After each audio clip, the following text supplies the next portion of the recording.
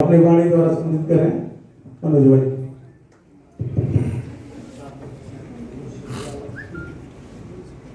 ने दोनों हाथ ऊपर करके जरा जयकारा लगाएंगे। बिल्कुल लगाएंगे। जय श्री राम, जय श्री राम, जय श्री राम, जय श्री राम। बंद हॉल के बाहर भी आवाज जानी चाहिए। जय श्री राम, जय श्री राम। गंगा के पार भी आवाज जानी चाहिए। जय श्री राम, जय श्री राम। और दिल्ली के तट को भी सुनाई देना चाहिए। जय श्री राम, क्योंकि जब भैया नारा लगा रहे थे तो वहीं से लग रहा था, बीच वाले एकदम शांत बैठे थे। मतलब राम जी को मानने वाले लोग हैं या कहाँ के लोग हैं, समझ में नहीं आ रहा था मुझे। बराबर ना? आप जयकारा लगा रहे थे तो उत्तर केवल वहां से जवाब आ रहा था, यहाँ बीच वाले तो एकदम अलग ही दुनिया में थे।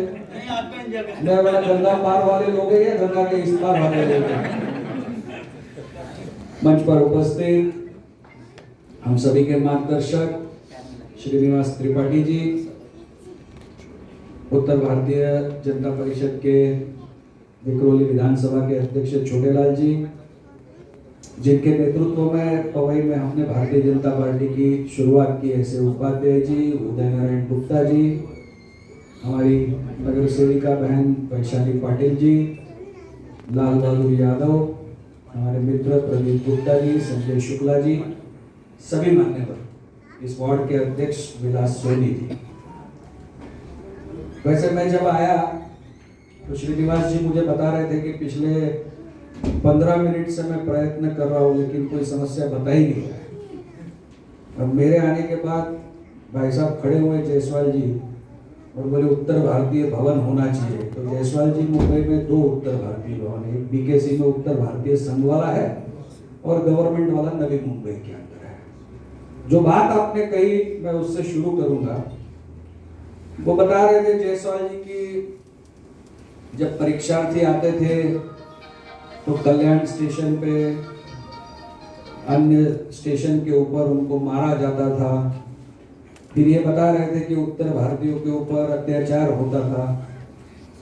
हमने टीवी में भी देखा कि समोसे की गाड़ी पलटी कर दी गई थी।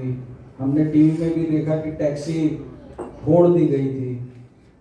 लेकिन जायसवाल जी, मैं गर्व और अभिमान के साथ कह सकता हूँ ये सारी बातें आपने 2014 के पहले की बताई।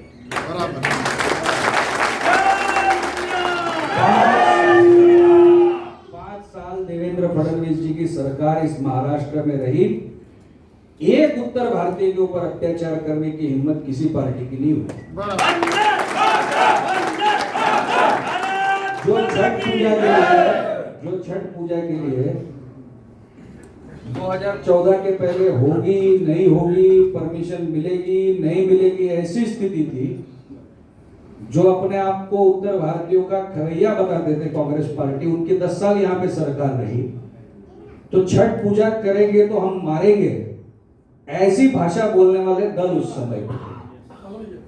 5 साल देवेंद्र जी मुख्यमंत्री रहे, वो जुहू के किनारे जाके स्वयं छठ पूजा करते थे। ये बदलाव है। 2014 में मोदी जी की सरकार दिल्ली में आई, 2014 में देवेंद्र जी की महाराष्ट्र में सरकार आई और 2017 में आपने वैशाली पाटिल को यहां नगर सेवक चुना। मैं गली की बात पे आता हूं। तिवारी जी बता रहे थे काफी विषय के ऊपर, उन्होंने अलग अलग प्रश्न पूछे, उसके उत्तर तो श्रीनिवास जी ने दिए। यहां बैठे हुए मुझे ईमानदारी से बताया, पूरे मुंबई में, यहाँ पे काफी रिक्शा वाले भाई भी है, टैक्सी वाले भी होंगे जो पैसेंजर लाने ले जाने का काम करते हैं। पूरे मुंबई में 5 साल में 21 रोड, 21 सड़कें कंक्रीट की कहीं बनी हुई आपने देखी है? पूरे मुंबई में। ये केवल पवई में हुआ है, ये आप ध्यान में। 21 रस्ते, क्योंकि बहुत सारे भूमि पूजन तो मेरे हाथ से ही श्रीनिवास जी ने करवाए, तो मुझे तो जानकारी है। अच्छा, उसके बाद मैं उनको पूछता भी हूँ कि भैया काम नारियल फुड़वाया है, उसके बाद काम पूरा हुआ या नहीं हुआ। मैं तो जब चुनाव में हम लोगों के सामने जाएंगे, वोट मांगने आएंगे, तो लोग बोले भाई साहब नारियल तो फोड़ के गए लेकिन सड़क कहाँ है? गांव में होता है ना ऐसा, फंड खत्म हो गया। क्या सांसद निधि खत्म हो गया? बोले सड़क यहाँ से यहाँ तक की बने, आगे का निधि खत्म हो गया। ऐसा गांव में होता था पहले। मोदी जी के राज में ये नहीं होता है। सड़कें भी बनती है, उत्तर प्रदेश उत्तम प्रदेश भी बनता है योगी जी के राज में। लेकिन ये जब बातें हम करते हैं तो पानी का मसला फूले नगर का बताया। मैं ये भी बता दूं कि मलबार हिल में पिछले दिनों कुछ ज्यादा पानी देने के चक्कर में महानगर पालिका ने फूले नगर का पानी कम किया था। फिर श्रीनिवास जी ने हमने मिलकर बात की और स्थिति को पूर्ववत करने का प्रयत्न किया। ये सब समस्याएं सुनने के लिए हमारे पास जनप्रतिनिधि होना आवश्यक है। जब श्रीनिवास जी बता रहे थे कि 15 मिनट से कोई सवाल आ नहीं रहा है, तो श्रीनिवास जी और वैशाली जी ने जिस तरह से काम इस पवई क्षेत्र में किया है, जैसे भारत देश में 2014 से अटके हुए विकास की गंगा मोदी जी ने लोगों के घरों तक लाई।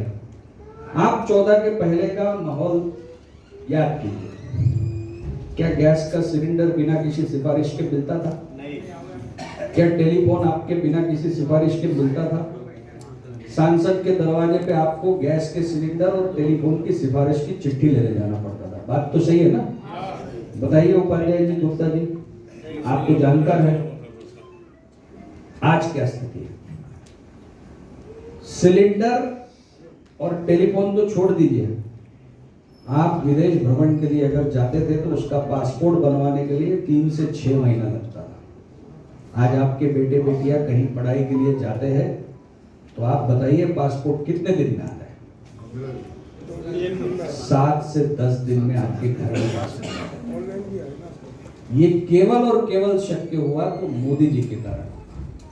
ये केवल और केवल शक्य हुआ तो आपके कारण हुआ। और मैं ये मानता हूं आज की इस चौपाल के माध्यम से जब आपके समक्ष में बातें रख रहा हूं तो 5 साल में इस क्षेत्र में हुए विकास के आधार पर मैं आपसे एक चीज मांग रहा हूं। क्या आप मुझे ये देंगे? पूरे मुंबई के अंदर अब 227 वार्ड पहले थे, अब 9 बढ़ा दिए गए हैं। तो पूरे मुंबई के अंदर 236 वार्ड में सबसे अधिक मात्रा में अगर भारतीय जनता पार्टी विजयी होगी तो इस वार्ड से होगी। ये वचन मैं आपसे देता हूं। क्योंकि हम विकास की गंगा आपके घर तक लाए हैं। माननीय मोदी जी ने जब दिल्ली से वो गंगा शुरू की तो आपके नगर पालिका के पार्षदों ने आपके विभाग के काम करके वो गंगा आपके दरवाजे तक लाई है। आखिरी बचा उद्घाटन वो मिश्रा जी के घर का हमको करना पड़ा। कितना उद्घाटन था? 23rd उद्घाटन, 23वां उद्घाटन मिश्रा जी ने जबरदस्ती बुला नहीं, हमारे घर का रास्ता भी ठीक करवा दिया। तो उनके घर गए, उनकी चाय भी पी और उनका रास्ता सड़क बनाने का काम भी हमने शुरू किया। पत्रकार भाई है हमारे, अच्छा लिखेंगे तो थोड़ा वोट पाएंगे हम लोग ज्यादा अच्छा, इसलिए उनके घर पे। लेकिन मैं समझ नहीं पाया मिश्रा जी, उस दिन तो मैंने आपसे पूछा नहीं कि आपका नंबर 23वां क्यों लगा? आपका तो नंबर पहला लगना चाहिए था। क्योंकि जिस सड़क का मैंने उस दिन उद्घाटन करवाया, मैंने श्रीनिवास जी से पूछा कि जब प्रमोद महाजन सांसद थे तब वहां पे पेवर ब्लॉक लगाने का काम पहली बार शुरू हुआ था। तो आप सोच सकते हैं कि 1996 से लगाकर 2021 तक केवल विकास का काम इस वार्ड में किसी ने किया है तो भारतीय जनता पार्टी ने किया। और हम उस विकास के विश्वास के आधार पे आपके सामने आए हैं। हम उस विकास के आधार पे आपके सामने आए हैं।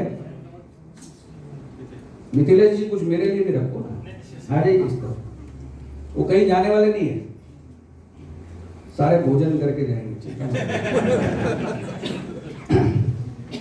तो केवल और केवल विकास के आधार पे हम लोगों के बीच जाते हैं, क्योंकि भारतीय जनता पार्टी का जनप्रतिनिधि आपकी सेवा करने के लिए चुन गया। आपने अन्य दलों के भी जनप्रतिनिधि सालों साल देखे हैं। मैं दलगत राजनीति की टीका टिप्पणी पे आज नहीं जाऊंगा, लेकिन चुनाव फरवरी के बाद कभी भी आएगा। अब आप कहेंगे कि भाई हमको तो गांव जाना है, मौसम गर्मी का आ जाएगा तो हम गांव निकल लेंगे, हमारे एक वोट से क्या होता है? मैं आपको बताता हूँ आपके एक वोट से क्या होता है। आपका एक वोट ये कश्मीर से 370 की धारा खत्म कर सकता है। आपका एक वोट ये अयोध्या में राम मंदिर का निर्माण कर सकता है।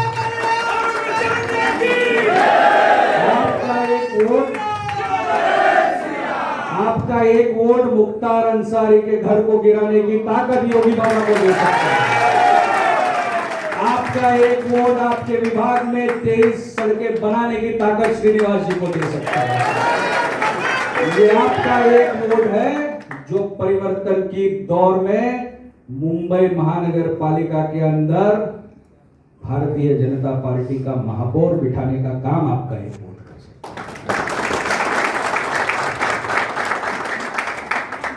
और हम जितने चौपाल में गए सभी ने इस बात को माना है कि भारतीय जनता पार्टी का जनप्रतिनिधि हमारे बीच में रहता है, हमारे सुख दुख का साथी होता है। हमने कोविड का 2 साल का पीरियड देखा यहाँ पे।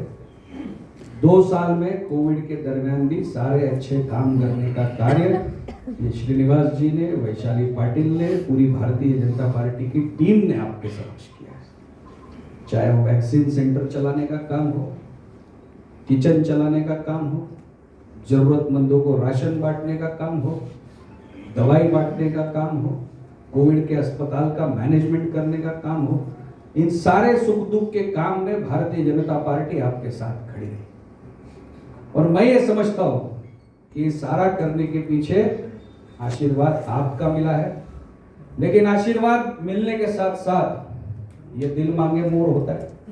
तो हमारा भी अब दिल ज्यादा चाहता है कि आप सब मिलकर पवई के इस क्षेत्र को मुंबई का सबसे बेहतर क्षेत्र बनाने के लिए 1 नंबर का मतदान कीजिए। सारे वोट डालिए भारतीय जनता पार्टी की खेल में।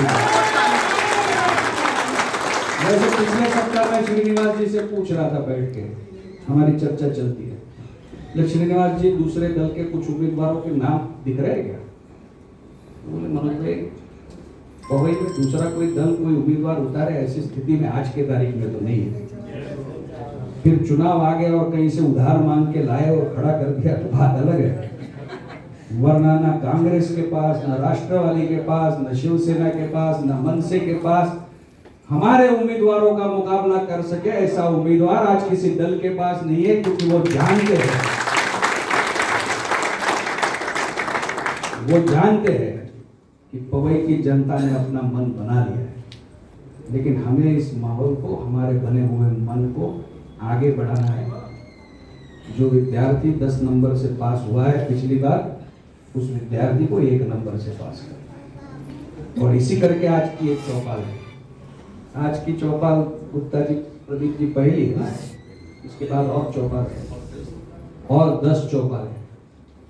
तो आज शायद बाटी चोखा होगा, आज पूरी भाजी है, तो अगली बार जलेबी रबड़ी का कार्यक्रम होगा। तो जब जलेबी रबड़ी का कार्यक्रम होगा उस वक्त पे माहौल ऐसा तैयार हो जाना चाहिए कि यहाँ पे दूसरे दल को उम्मीदवार उतारने के पहले ये सोचना पड़ेगा कि डिपॉजिट बचेगी या नहीं।